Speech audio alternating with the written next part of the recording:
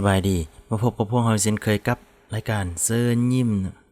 มื้อนี้เซิร์นยิ้มเสนอเรื่องเหี่ยวใส่ตุกเหี่ยวใส่ตุกเป็นยังไงมาฟังกันเลย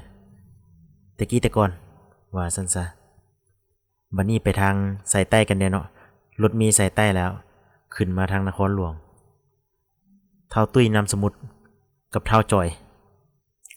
เฒ่าตุ้ยนั่งรถมีแล้วบัดนี้นั่งรถมีนั่งทางด้านหน้าแล้วเท้าจอย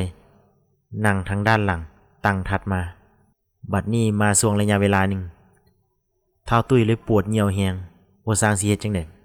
บ่ไหวแล้วบัดนี้สิบอกรถเมล์จอดเพิ่นก็หาก็จอดหาก็ขึ้นมาใหม่ๆตัวเองพัดว่าปวดอีกแล้วบัดนี้ย้อนว่าตัวเองกินน้ำหลายแน่ซั่นซะบ่สร้างเฮ็ดจังได๋โอ้แก้ไขแล้วบัดนี้เลือกไปเห็นตุกน้ำที่ตัวเองหาก็กินหมดแล้วใหม่ๆก็เลยว่าได้จับตุกนั้นมาเหี่ยวใส่บัดนี้เหี่ยวใส่ไปกลางตุกแล้วบัดนี้กลางตุกแล้วบัดนี้อัดตุกแล้วก็เอาวางไว้มองตีนเหยียบบังเอิญว่าเท้าจอยก็ซื้อตุกน้ำดื่มมาให้กันเท้าจอยก็เอามาวางไว้มองตีนเหยียบให้กันในเวลาที่รถความขี่ไปน้ำรถก็ได้ตกขุมเห็นให้กระตุกน้ำทั้งสองเสียวเลื่อนไปของเท้าจอยเลื่อนไปทางด้านหลังและของเท้าตุ้ยเลื่อนไปทางหลังไปหาของเท้าจอยบัดนี้ในเวลานั้นพอดีสลุมมืดพอดีประมาณ 8-9 โมงกลางคืน